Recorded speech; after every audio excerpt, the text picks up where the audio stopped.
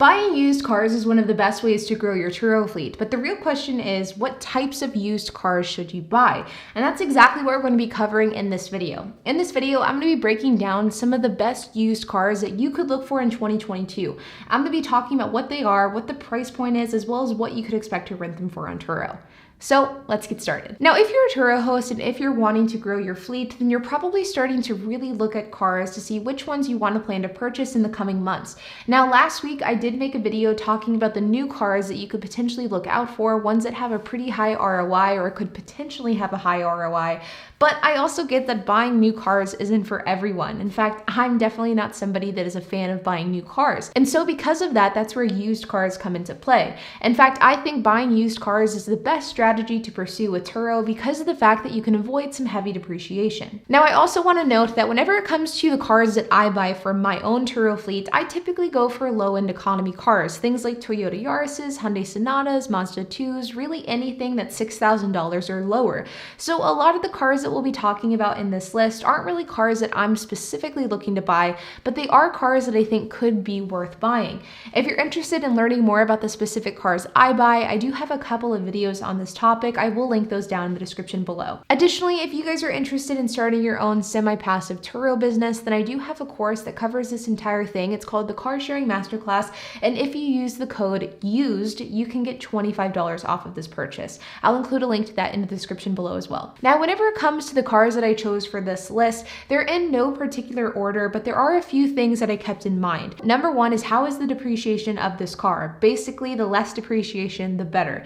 If a car holds its value, then it automatically is going to rank high in my list. Number two is there a pool of renters that would want to rent this car? Ultimately, you want to have renters to rent your car, and if your car is very niche or very specific to a small group of people, then that may not be the best car for Turo. You want to have cars that have broad appeal, that way you have plenty of renters to choose from. And number three is, how is the maintenance associated with this car? The lower the maintenance, the better, but caveat, there are a lot of cars on this list that don't have the best maintenance standards, but as long as this car will make enough money to offset the maintenance costs, then you should be okay. And like always, the most important factor when buying a used car isn't necessarily the price you buy the car at, it is instead how much you pay in relation to the fair market value.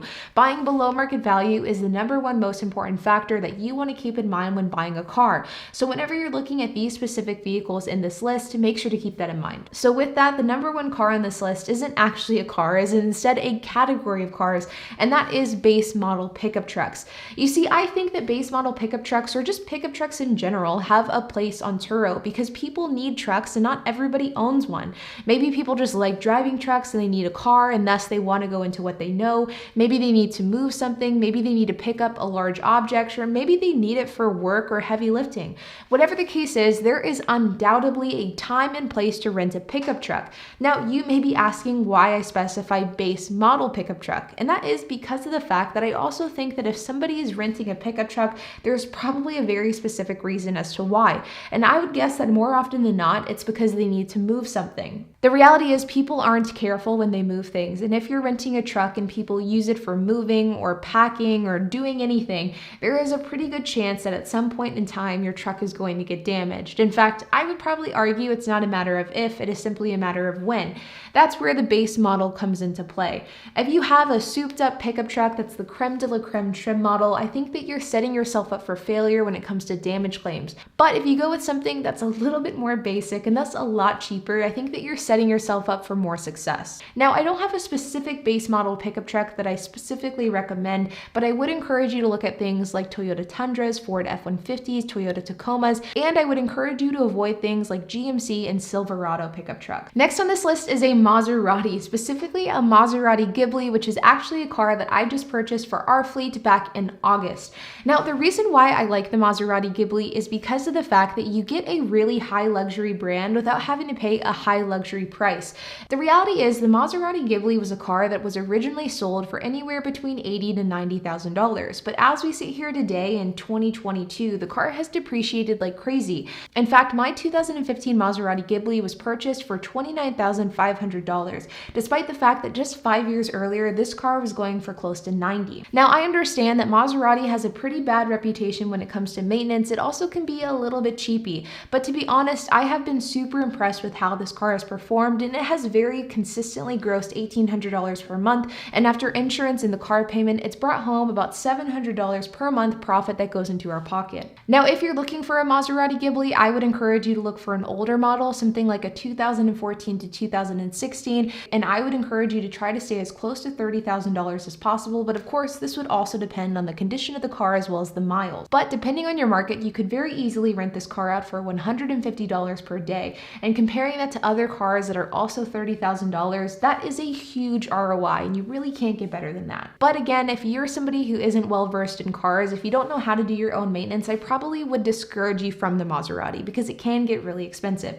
And though for us, it only cost us about $100 to $200 to complete the maintenance because we did it ourselves, if we would have taken it to a Maserati shop, it would have cost a couple of thousand, which obviously will absolutely kill your profit margin. So definitely keep that in mind. Next one on this list is a Lexus, and really any Lexus at that.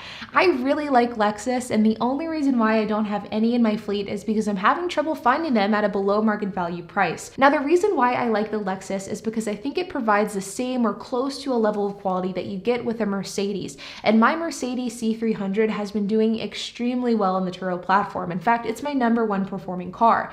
But while you still get the luxury that you would get with other luxury brands, you don't have the maintenance or the reliability issues that are associated with things like Audis, Mercedes, or BMWs. Lexus is the Toyota product, and with that you get Toyota reliability, so it truly is the best of both worlds. Now, of course, how much you pay and how much you can rent a Lexus for would depend on what model you get, what year model, how the condition of the car is. There are simply too many factors to predict. But if you were to buy just a standard base model Lexus, you could very realistically rent that for between 40, 50, sometimes even more per day. Now, I truly think that you could be setting yourself up for success with any type of Lexus you buy, as long as it's been well maintained, as long as it looks like a clean car, and of course, as long as it meets the Turo vehicle requirements, you'll be good to go. But the specific Lexus models that HP and I are looking at is the Lexus LS250 and the Lexus LS350. And the only reason why we haven't bought one so far is because they're simply too expensive. Next on this list is my personal love child, my first ever love for a car, and that is a 4Runner. I love 4Runners. They are my favorite car. They kind of started my love for Toyotas. And in fact, I've been driving the same 1997 Toyota 4Runner since I was 16 years old. Even whenever I had my Jeep Wrangler, I oftentimes would drive my 4Runner more because I liked it more. I think when it comes to depreciation and reliability, there really isn't anything better on the road than a 4Runner, and I think that you truly are setting yourself up for success by renting out this car. I also think that the people that would rent a 4Runner is quite broad, because you would get people that are 4Runner fans, people that just need an SUV, people with kids, people that are just looking for a car. Your potential renters are truly all over the place. The only bad thing about the 4Runner is the insane price. 4Runners hold their value like crazy, and in this market, it's incredibly hard to find a 4Runner that's even close to under $15,000. In fact, if you're wanting to find one that qualifies for Turo, you probably would need to spend in the high 20s, if not the low 30,000s. Either way, I think the 4Runner is a great car. Of course, I'm probably a bit biased, but I think it's definitely a solid car to look for and to add to your fleet this year. Another high-end luxury that you could potentially look at is the BMW i8. In fact, this is something that HP and I are looking to consider to add to our fleet in 2022. Now, I feel like the i8 has a very love-hate relationship for people. Number one, I think the car looks absolutely incredible. I think this car is probably one of my favorite cars on the road. The looks are just mind-blowing. But on the other hand, the car is pretty slow, and because of that, it has a bad reputation amongst car enthusiasts. Yeah, it's a sports car, and some people would even consider it to be an exotic, but it is very, very slow, which of course takes it down a few notches. Now, similar to the Maserati, the BMW i8 has really held its value poorly. This car was going for between $150,000 and $200,000 new, and now you can find them for around $60,000. It is still quite a bit higher than a Maserati, but it's really held its value really badly over the years. And I'm not exactly sure why, probably because of the fact it is so niche and it is slow. But of course, like all BMW products, as well as the Maserati that I mentioned earlier, maintenance and reliability will of course be an issue. You would want to make sure that you stay on top of maintenance, that you've taken potential costs of maintenance and repairs into account, because that's something that could absolutely kill your profit margin and thus kill your Turo business if your i8 was to hit a snag. And really the last car on this list is passenger vans, things like a Ford Transit van or a cargo van, really kind of these niche, very industrial style vans, whether it be to transport goods, goods or to transport people. Now, funny enough, this is actually something that for a really long time wasn't allowed on Turo. Turo had the requirement for years that you could not list a car that held more than 8 people. So really the most you could go would be a two-row vehicle, something like a Lincoln Navigator, and you couldn't go larger than that. But recently, over the last few months or within the last year, they've changed that, and now they do allow passenger vans. Now, the reason why I do think that this could be a good route to go down is because these vehicles are so niche, and the people that need them really need them and will pay a premium for them. Rental car companies typically don't have vehicles that can accommodate large families, so being able to fill a need for that niche of people is something that I think is incredibly useful, and I think it could be very lucrative. Now, the only real big downside here is that over the last 6 months to a year, passenger vans have just been absolutely insane with appreciation. They've appreciated like crazy, and it's very hard to find any that are below market value. But the point is that if you want to buy this type of car, I think it could make you a lot of money. I think it could be a really good addition to your fleet, but I do think that you have to be patient and you'd have to be strategic with how you buy it because prices are very high. Ultimately, I wanted to make this video because I think there's a lot of opportunities to make money in the used car market. And like I mentioned at the beginning of this video, though I like to buy cheap, low-end economy cars, I do ultimately think there's more than one way to skin a cat, and there is more than one type of car that you can buy and be successful with on Turo. And I think that all of these cars that I've spoken about in this video could be cars that set you up for success. Like always, you guys, if you have any questions, comments, if you have anything to add, make sure to leave a comment down below. And while you guys are at it, make sure to hit the like button, hit that subscribe button, and hit the notification bell, and I'll see you guys in the next video.